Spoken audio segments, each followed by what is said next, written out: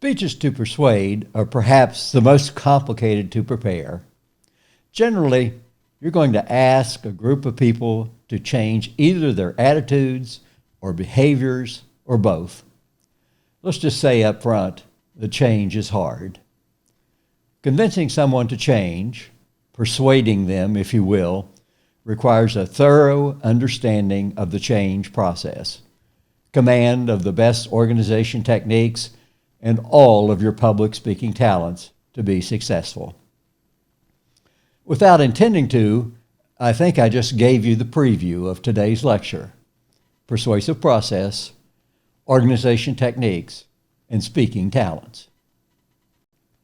We spoke a bit about the persuasive process in our last lecture. In review, first you make a claim. Then you cite your evidence, which can either be objective or emotional.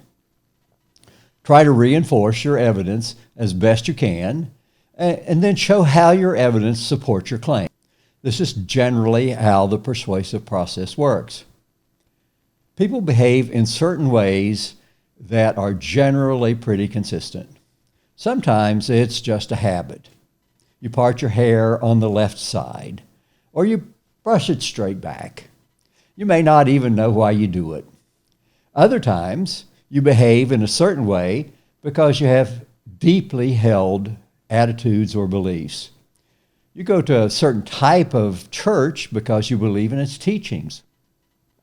It's going to take a much bigger stimulus to change a behavior that is deeply rooted than one based on a casual feeling or a habit.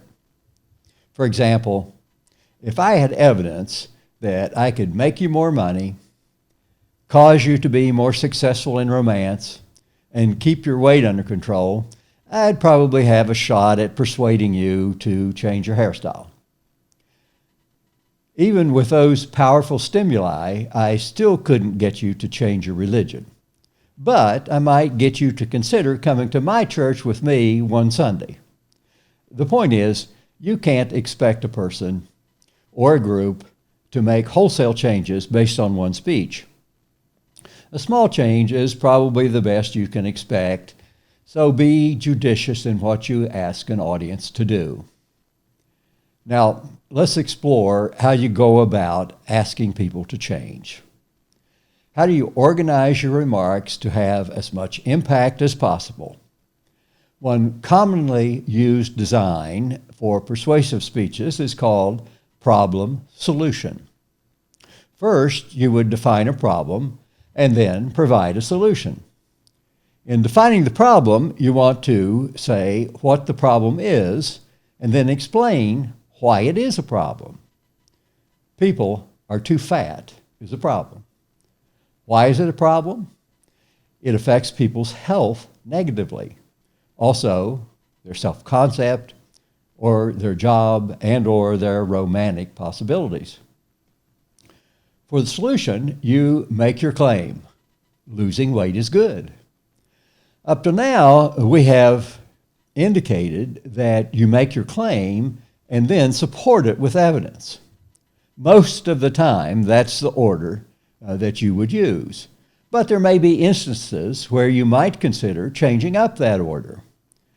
For example, if you expected that your audience might be hostile to your remarks, you might first cite your evidence and then make your claim, more toward the end of your remarks, because that might be more palatable to the audience.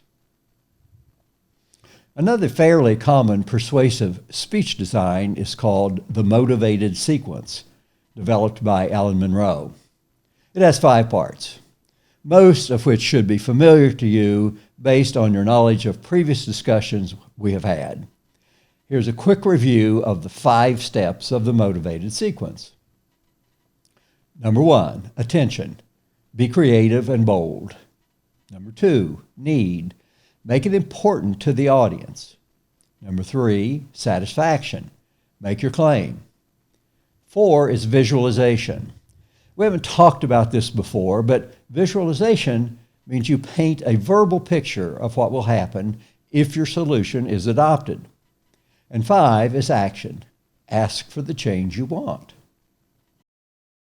Okay, we've reviewed the persuasive process, discussed some organizational techniques for persuasive speeches, so now it's time to reinforce your public speaking talents.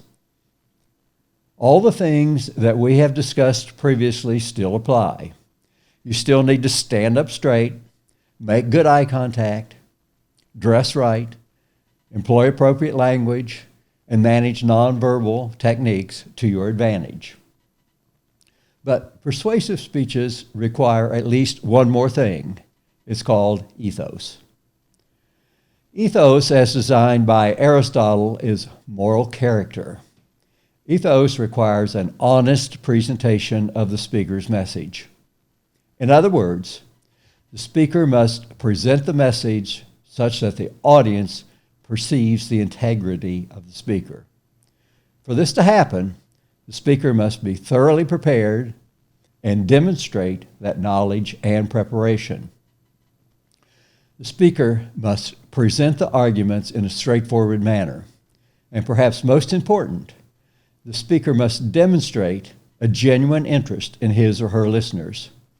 The importance of ethos cannot be overstated in the discussion of persuasive public speaking. Good luck to each of you in the preparation and presentation of your own persuasive speeches.